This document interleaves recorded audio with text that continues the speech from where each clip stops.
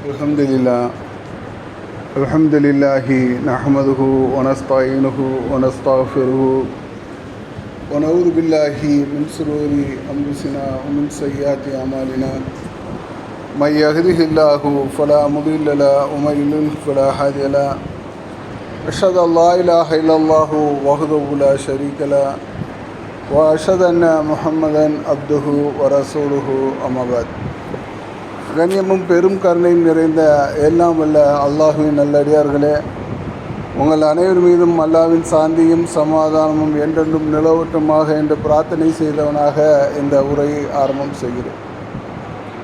அன்பார்ந்த சகோதர சகோதரிகளே, புனிதமிக்க ரமலான் மாதத்தில் நோன்பு நோட்டவர்களாக இறை கடமையை நிறைவேற்றுவதற்காக நாமெல்லாம் அமர்ந்திருக்கிறோம். ஜும்மாவுடைய புனிதமான அந்த நன்மையை பெற்றுக்கொள்ளும் நாம் இஸ்லாமிய வாழ்வியல் நெறிமுறைகளில் சரியான முறையில் நாம் நடந்து கொள்கிறோமா என்பதை அவ்வப்போது பரிசோதனை பார்க்க கடமைப்பட்டிருக்கிறோம். நமது வாழ்க்கையில் நாம் நம்முடைய மார்க்கத்தை ஒட்டி நமது வாழ்க்கை முறைகளை அமைத்திருக்கிறோமா என்பதை பரிசோதனை பண்ணி பார்க்கும்போது தான் நம்மளுடைய சுய விருப்பம் வெளிப்படக்கூடியதாக இருக்கும். மார்க்கத்தில் நாம் எந்த நிலையில் இருக்கிறோம் என்பதை வெளிக்காட்டக்கூடியதாக இருக்கும். அந்த வகையில் நமது வாழ்க்கையில் முக்கியமான ஒரு தருணம் என்பது திருமணம். திருமணத்தின் போது நாம் எந்த மாதிரியான நடைமுறையை, மார்க்க கடமைகளை சரியான முறையில் பேணுகிறோம் என்பதை ஒவ்வொருவரும் சிந்தித்து பார்த்தோம் என்று சொன்னால், பெரும்பாலானவர்கள் இந்த மாதத்திற்கும் நமது நடைமுறையான வாழ்க்கைக்கும் சம்பந்தம் இல்லாத ஒரு நிலைக்கு தான் நாம் இருக்கக்கூடிய ஒரு சூழலை நம்ம பார்க்கிறோம். புனிதமிக்க ரமலானில் இறை திருப்தியை பெற வேண்டும் என்பதில் மிகவும் ஆர்வப்படுகிறோம். இறைவனுடைய திருப்தியை நாடி இரவில் நின்று வணங்கக்கூடிய ஒரு நிலையெல்லாம் நாம் ஏற்படுத்தி வருகிறோம். இறைவனுடைய பெரும் மன்னிப்பு என்பது நமக்கு கிடைக்க வேண்டும் என்று நாம் நினைக்கிறோம். மற்ற காலங்களில் நமது வாழ்வியல் எந்த மாதிரியான சூழலில் இருந்து கொண்டிருக்கிறது, இந்த மார்க்கத்துடைய வழிமுறைகளை நாம் எப்படி பேணிக்கொள்கிறோம் என்பதை சிந்தித்து பார்த்தோம் என்று சொன்னால், மிகப்பெரிய ஒரு பின்னடைவை சந்திக்கக்கூடிய ஒரு சமுதாயமாகத்தான் நாம் இருந்து கொண்டிருக்கிறோம். திருமணத்தை பற்றி இஸ்லாமிய மார்க்கம் சொல்லக்கூடிய ஒரு அடிப்படை விஷயம், அந்த திருமணத்தினால் உங்களுக்கு அமைதி ஏற்பட வேண்டும் என்பதுதான் அடிப்படையாக இருக்கிறது. ஆதம் அலைஹிஸ்ஸலாம் அவர்களுக்கு அல்லாஹ் ஜோடியை அமைத்தான்.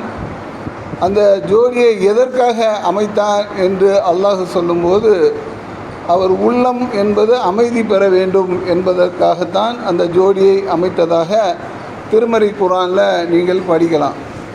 அப்போ வாழ்வியலில் நாம் ஒரு ஜோடியை ஏற்படுத்த வேண்டும் என்று சொன்னால் அதற்கு அடிப்படை காரணம் நமது உள்ளம் என்பது அமைதி பெற வேண்டும் என்பது தான். ஒரு காலகட்டத்திற்கு அப்புறம் உள்ளம் அலை பாயக்கூடியதாக இருக்கும். நமது உணர்வுகள் தூண்டப்படக்கூடியதாக இருக்கும். இதற்கெல்லாம் ஒரு வடிகால் வேண்டும் என்று சொன்னால், அதுக்குண்டான அமைதியான ஒரு சூழல் வேண்டும் என்று சொன்னால், அதுக்குண்டான ஜோடியாகத்தான் அல்லாஹ் ரப்புல் ஆலமீன் அந்த திருமண பந்தத்தை ஏற்படுத்தி இருக்கிறான் என்பதை நாமெல்லாம் அறிந்து வைத்திருக்கிறோம். அதனால தான் பொண்ணு பார்க்குறோம். அதனால தான் திருமணம் பண்ணக்கூடிய அந்த முயற்சிகளில் நாம் ஈடுபடுகிறோம். முஸ்லீம் மட்டும்தான் திருமணம் பண்ணுறாங்கன்னு கேட்டால் அப்படிலாம் கிடையாது. உலகத்தோடு உள்ள எல்லா மக்களும் வயசுக்கு வந்துட்டாங்க அல்லது அந்த பருவத்தை அடைந்து விட்டார்கள் என்று சொன்னால் திருமணத்துக்கான அந்த முயற்சிகளை மேற்கொள்கிறார்கள். அதை செய்யக்கூடியவர்களாக இருக்கிறார்கள். அடிப்படை தத்துவம் என்பது இதுதான். அந்த உள்ளம் அலைபாயக்கூடியதாக மாறிவிடும். உணர்வுகள் தூண்டப்படும் போது அமைதியற்ற நிலைமைக்கு போய்விடக்கூடிய அந்த சூழலை அமைதியான ஒரு சூழலுக்கு திரும்பக்கூடியதாக ஏற்படுத்த வேண்டும் என்று சொன்னால் அதற்கு ஜோடிகள் என்பது ரொம்ப முக்கியம் என்பது தான் அதோடைய தத்துவமாக இருக்கிறது. அப்போ அந்த தத்துவத்தை இஸ்லாமும் அங்கீகரிக்கிறது. அவர்களுக்கு உணர்வுகள் மேற்கொள்ளும் போது, அந்த பருவ வயதை அடையும் போது திருமணத்தை செய்யக்கூடிய அந்த சூழலை இஸ்லாம் அங்கீகரிக்கிறது, அனுமதிக்கிறது, வலியுறுத்துகிறது. அதில் அதிக கவனத்தை செலுத்தக்கூடிய ஒரு நிலைமையை நம்ம பார்க்குறோம். அல்லாஹ்வின் தூதர் ஸல்லல்லாஹு அலைஹி வஸல்லம் அவர்கள் இந்த திருமணத்தை பற்றி சொல்லும்போது, அதை நீங்கள் எனது வழிமுறை என்று சொன்னார்கள். திருமணம் என்பது எனது வழிமுறை. யார் அதை புறக்கணிக்கிறார்களோ அவர் நம்மளை சார்ந்தவரே கிடையாது. அப்போ இறை திருப்தியை பெற வேண்டிய ஒரு நிலையைத்தான் இந்த திருமணம் என்பது இருக்கிறது என்பதை நாம் புரிந்து கொள்ள வேண்டும். இறை தூதர் என்பது இந்த திருமணத்தை முழுவதுமாக அங்கீகரித்திருக்கிறார்கள். அதை புறக்கணிப்பவர்கள் நம்மை சார்ந்தவரே கிடையாது என்ற அடிப்படையில் சொல்லியிருக்கிறார்கள் என்று சொன்னால், அந்த திருமணத்தை பற்றிய முக்கியத்துவத்தை நாமெல்லாம் விளங்கி வைத்திருக்கிறோம். திருமணம் என்பது அமைதி தரக்கூடியதாக இருக்க வேண்டும் என்பதுதான் அடிப்படையாக இருந்தாலும், இன்றைக்கு சமுதாயத்தில் அந்த அடிப்படைக்கு மாற்றமான நிகழ்வுகள் தான் நடந்து கொண்டு இருக்கக்கூடிய ஒரு சூழலை நம்ம கண்கூடாகவே பார்க்கிறோம். ரமலான் மாதத்தில் வேணால் கொஞ்சம் அமைதியாக வீடுகள் இருக்கும். மற்ற மாதங்களில் பார்த்திங்கன்னு சொன்னால் வீடுகளில் அமைதியற்ற சூழல் இருக்கக்கூடிய ஒரு நிலைமையை நம்ம பார்க்குறோம். அதுக்கு என்ன காரணம் என்று சொன்னால், இஸ்லாமிய மார்க்கம் நமக்கு காட்டி தந்த அடிப்படையில் திருமண பந்தத்தை நாம் ஏற்படுத்தாமல் இருப்பதும், அதில் கவனம் இல்லாமல் உலக மற்ற சமுதாயத்துடைய திருமண வழிமுறைகளை நாம் பார்த்து அதற்கு பழகி போய் அது மாதிரியான ஒரு திருமண பந்தத்தை நாம் ஏற்படுத்தியிருக்கிறோம் என்ற காரணத்தினால்தான் இந்த அமைதியற்ற ஒரு நிலைமை என்பது இஸ்லாமிய வீடுகளில் கூட இருக்கக்கூடிய ஒரு நிலைமையை நம்ம பார்க்குறோம்.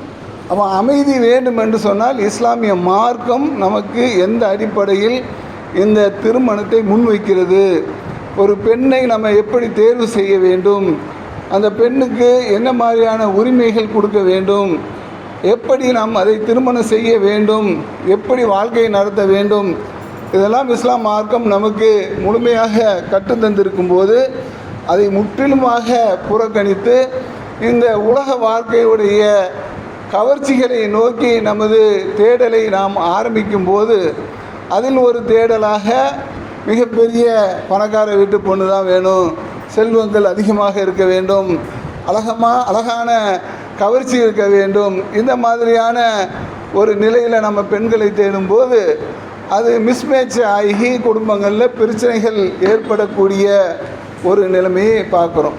அல்லாஹ்வின் தூதர் ஸல்லல்லாஹு அலைஹி வஸல்லம் அவங்க சொன்னாங்க, பெண்களை நீங்கள் தேர்வு செய்யுங்கள். எந்த மாதிரி தேர்வு செய்யுங்கள்னு சொன்னால், இறையச்சம் உடைய பெண்களை தேர்வு செய்யுங்கள் என்று சொன்னாங்க. எந்த அடிப்படையில் சொன்னாங்க?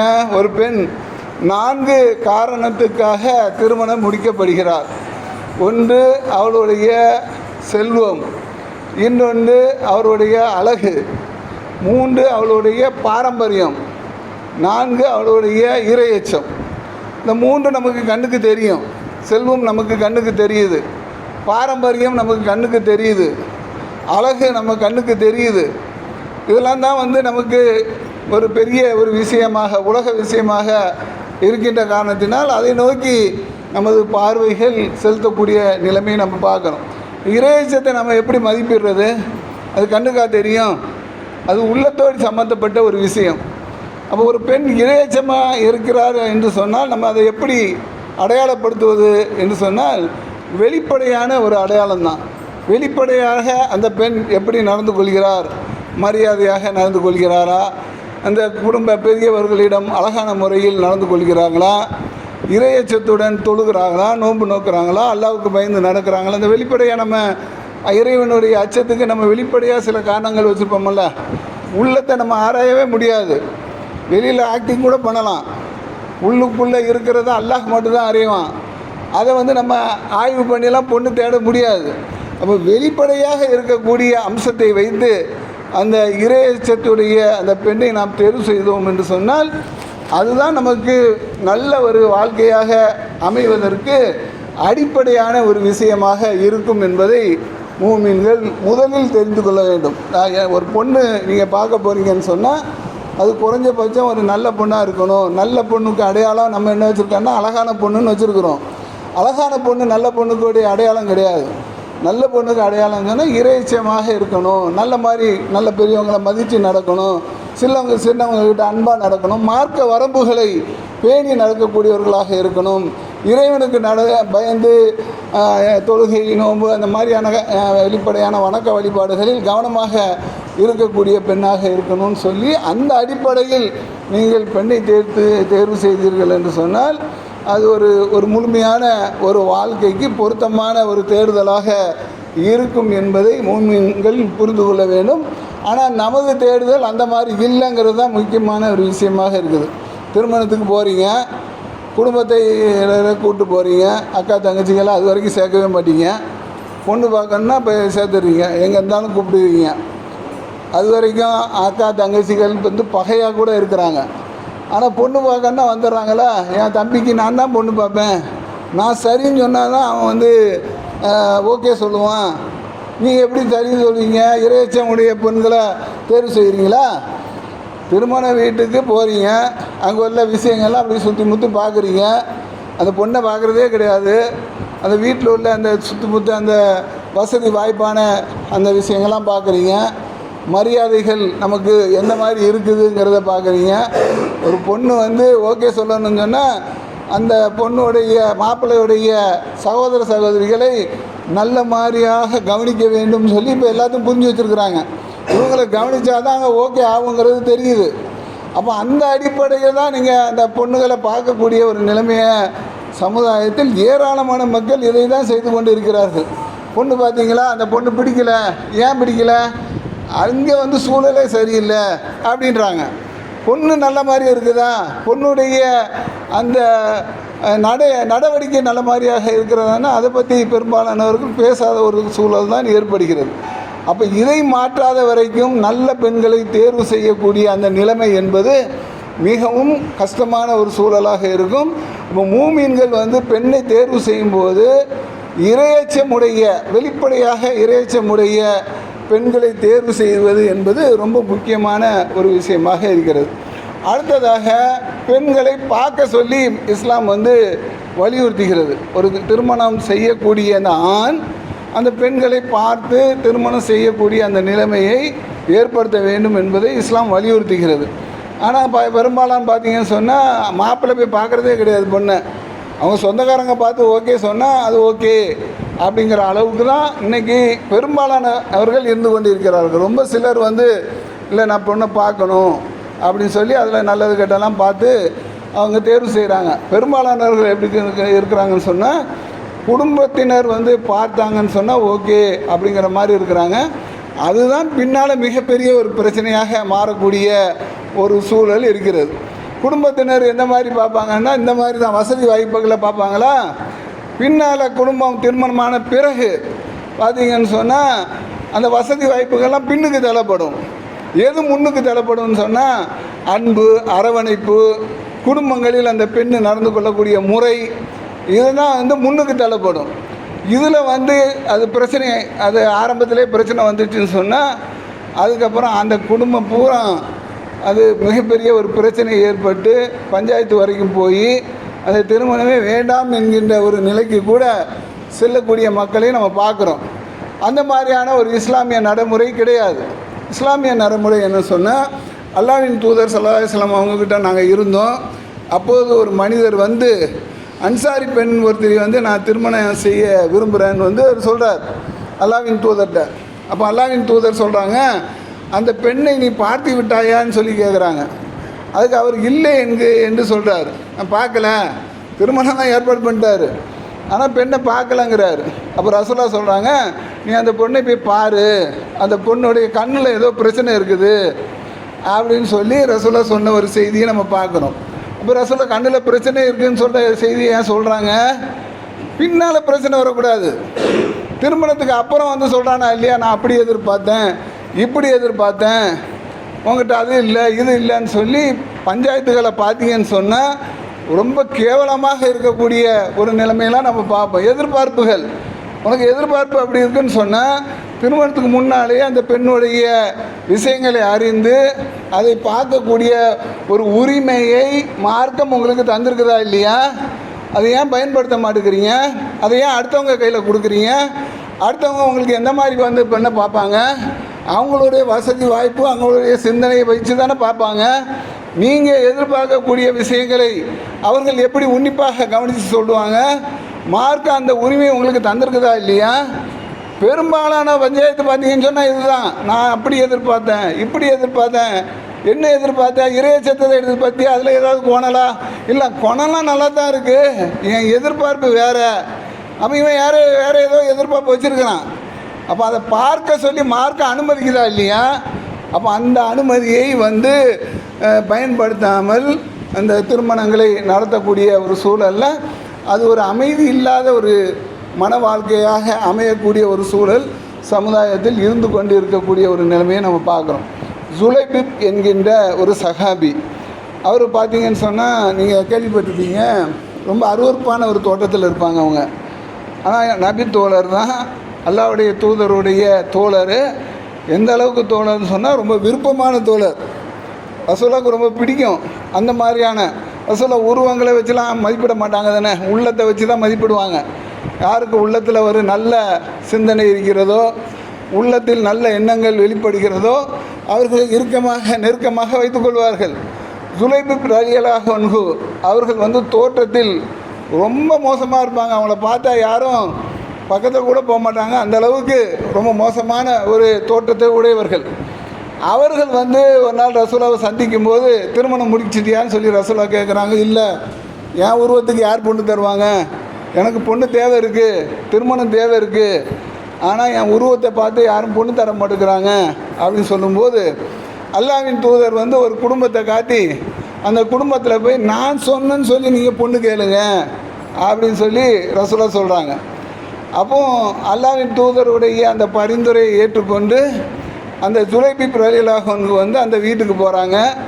அந்த வீட்டுக்கிட்ட சொல்கிறாங்க, அல்லாஹ்வின் தூதர் உங்களுடைய மகளை மனம் முடிப்பதற்காக பெண் பார்க்க சொன்னாங்க அப்படின்னு சொல்லி போகும்போது அந்த வீட்டில் உள்ளவர்களுக்கெல்லாம் முகம் மாறிவிடுகிறது. விருப்பம் இல்லாத ஒரு சூழ்நிலையை வெளிப்படுத்துகிறாங்க. தன் மகளுக்கு ரொம்ப அசிங்கமான ஒருத்தரை திருமணம் முடித்து வைக்க யாராவது விரும்புவாங்களா? யாரும் விரும்ப மாட்டாங்க தானே. நம்ம ஒரு மகளை வச்சுருக்கோன்னு சொன்னால் அவருக்கு எப்படியாவது நல்ல இடத்துல திருமணம் பண்ணி வைக்கணும், நல்ல வசதி வாய்ப்பான இடத்துல திருமணம் பண்ணி வைக்க வேண்டும். ஒரு பெண்ணு பெற்றவங்க அதை நினைக்கலாம், அவங்களுக்கு அந்த உரிமை உண்டு. ஆணுக்கு தான் இறையச்சத்துடைய பெண்களை திருமணம் செய்யுங்கிற கட்டளை இருக்க தவிர பெண்ணுக்கு வந்து அவர்கள் விருப்பமான அல்லது அவர்கள் வசதி வாய்ப்பு இருக்கக்கூடிய இறையச்சமும் அவங்க பார்க்கணும், அந்த சூழலையும் பார்க்கணும். நமக்கு நல்ல ஒரு வசதியான நல்ல ஒரு எப்போ பார்த்தாலும் அழுதுகிட்டே இருக்கிற குடும்பத்தில் போய் வாக்கப்பட்டுக்கிட்டு அழுதுகிட்டு அந்த அமைதி தானே முக்கியம். திருமணம்னு சொன்னால் ஒரு நோக்கம் அமைதி. அந்த அமைதியை ஏற்படுத்தும் விதமான ஒரு நிலையை ஏற்படுத்தக்கூடிய அந்த வாழ்க்கை முறையை பெண்கள் சைட்லேருந்து அவங்க விரும்புகிறாங்கன்னு சொன்னால் அந்த உரிமை அவங்களுக்கு உண்டு, பெற்றவங்களுக்கு உண்டு. அப்போ அந்த ஜுலைபிப்புடைய அந்த தோற்றத்தை அந்த குடும்பத்தினர் விரும்பவில்லை. இந்த இவருக்கு வந்து நான் பொண்ணு தர மாட்டேன் அப்படிங்கிற மாதிரி அவங்க சொல்கிறாங்க. இந்த உரையாடலை உள்ளே இருந்து கேட்குறாங்க அந்த மணப்பெண். அந்த மணப்பெண் கேட்குறாங்க, அல்லாஹ்வின் தூதர் ஒரு காரியத்தையும் முடிவு செஞ்சுட்டாங்க. மார்க்கத்தில் நமக்கு என்ன கடமை? மற்றவங்க மாதிரி கிடையாது.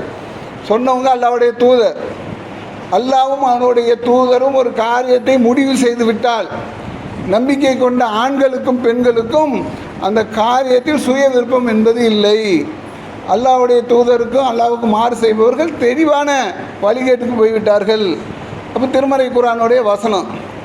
அப்போ அந்த பெண்மணி சொல்கிறாங்க, எனக்கு பரிந்துரை செய்தவர் அல்லாஹ்வின் தூதர், அவங்க உங்களை விட பன்மடங்கு எனக்கு நன்மையை நாடக்கூடியவர்களாக இருப்பாங்க.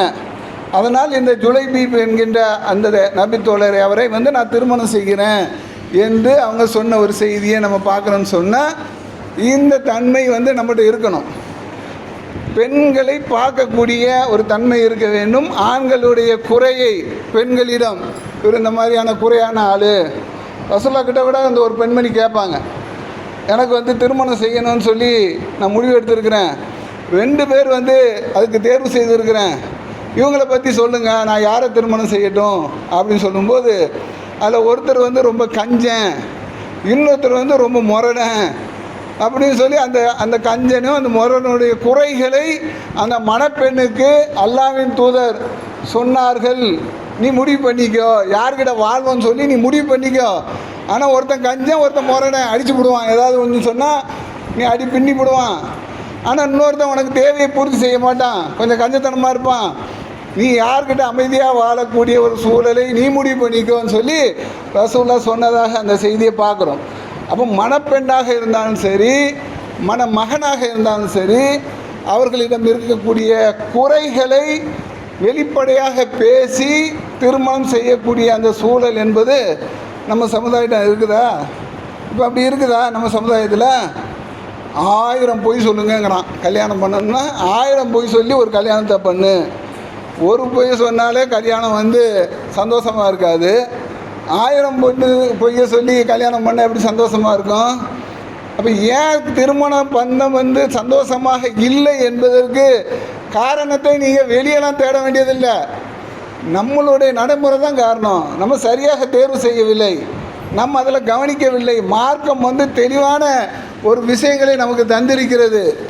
அதன்படி நமது தேடல் இல்லை, பெண் தேடல் இல்லை, ஆண் தேடல் இல்லை. ஏதோ குருட்டு பூனை விட்டத்தில் பாஞ்ச மாதிரி கல்யாணத்தை நம்ம ஏற்பாடு செய்கிறோம். அந்த கல்யாணத்தை எப்படி நடத்துகிறோம்? திருமணத்தை செய்ய வேண்டும் என்று சொன்னால் இஸ்லாம் மகரை முன்வைக்குது.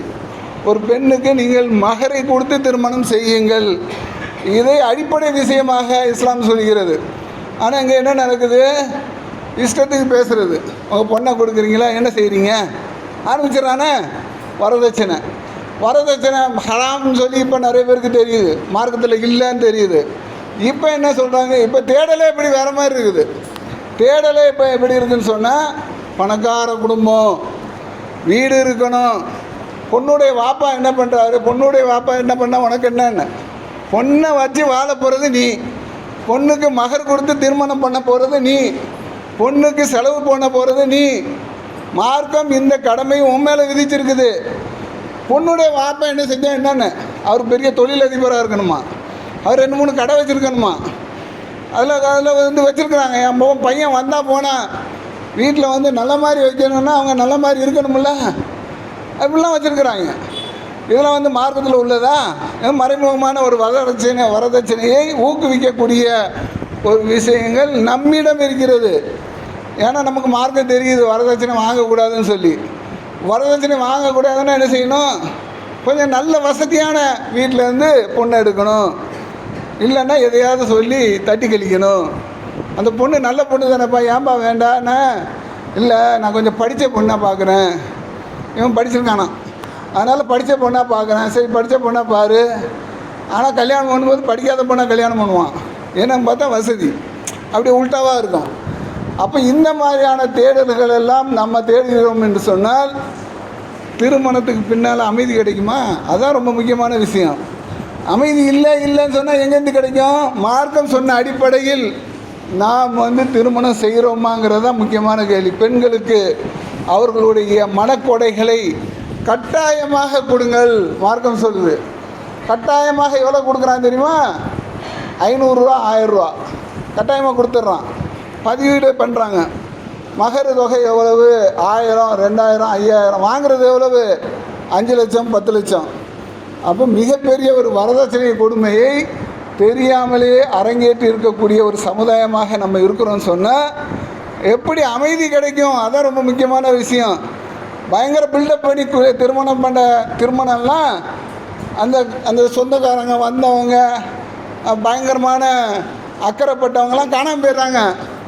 திருமணத்துக்கு பிறகு யாராண்ட பார்த்தான்னா கணவன் மனைவிக்குள்ள பிரச்சனை.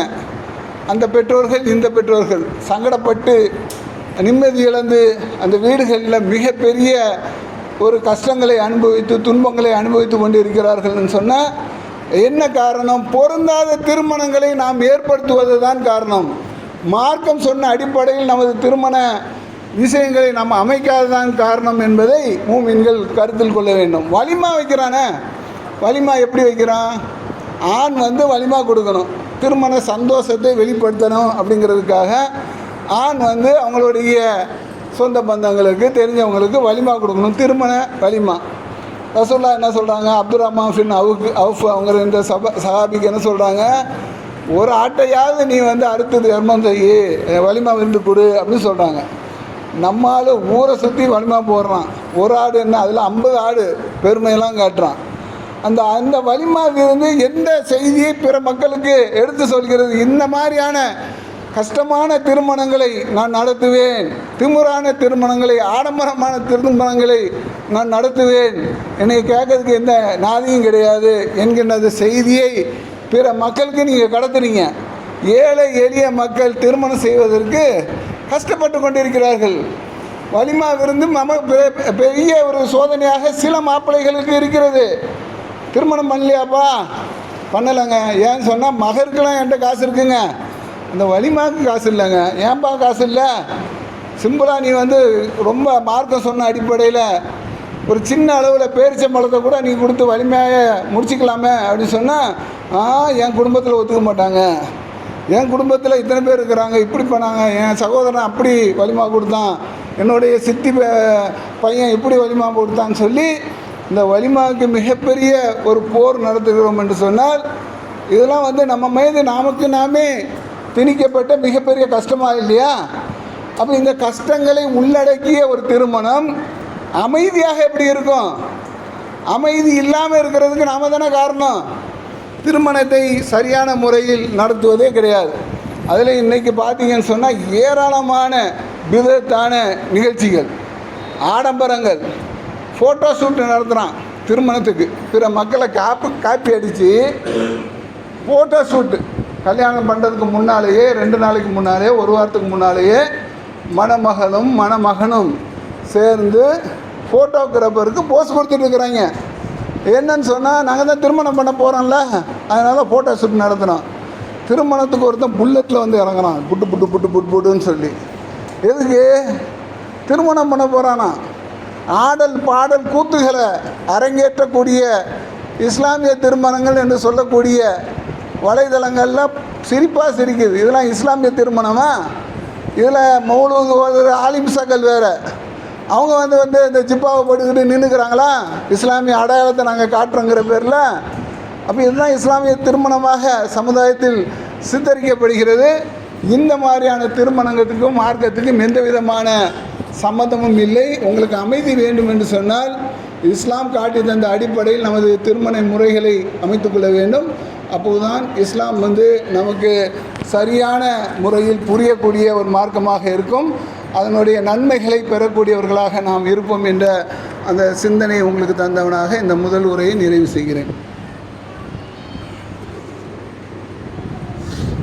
அன்பார்ந்த சகோதர சகோதரிகளே, திருமணம் என்பது வாழ்க்கையில் ரொம்ப முக்கியமான ஒரு விஷயம். இதில் அலட்சியமாக இருந்து கொள்ளாதீர்கள். எல்லாமே இந்த சமுதாயத்தை அவன் செஞ்சான் இவன் செஞ்சான்னு பார்த்து நமது வாழ்க்கை முறையை நாம் அமைத்து கொண்டோம் என்று சொன்னால் அது கடைசி வரைக்கும் நமக்கு துயரமாக இருக்கும். அல்லாஹ்வின் தூதர் ஸல்லல்லாஹு அலைஹி வஸல்லம் அவங்க சொன்ன அடிப்படையில் இறையச்சமுடைய பெண்களை தேர்வு செய்யுங்கள், பெண்களை பார்த்து திருமணம் செய்யுங்கள், அழகிய முறையில் எளிமையாக திருமணம் செய்யுங்கள். எளிமையாக செய்யக்கூடிய திருமணங்கள் தான் இறைவனுடைய அருள் இருக்கும். எல்லாத்துக்கும் நல்ல ஒரு நிலையை வெளிப்படுத்துங்கள். உங்கள் திருமணங்கள் மற்றவர்களுக்கு ஒரு பாடமாக இருக்க வேண்டும் என தவிர ஒரு சோதனையாகவோ அல்லது இந்த மாதிரி ஒரு கஷ்டமான ஒரு சூழ்நிலையை இஸ்லாமிய சமுதாயத்துக்கு ஏற்படுத்தி விடக்கூடாது என்பதில் கவனமாக இருந்து கொள்ளுங்கள். அழகிய முறையில் மார்க்கம் சொன்ன அடிப்படையில் திருமணத்தை செய்யக்கூடிய நன்மக்களாக உங்களையும் என்னையும் அல்லாஹ் ரப்புல் ஆலமீன் ஆக்கி அருள் புரிவானாக. அல்ஹம்துலில்லாஹி ரப்பில் ஆலமீன். அஸ்ஸலாமு அலைக்கும் வரஹ்மத்துல்லாஹி வபரகாத்துஹு.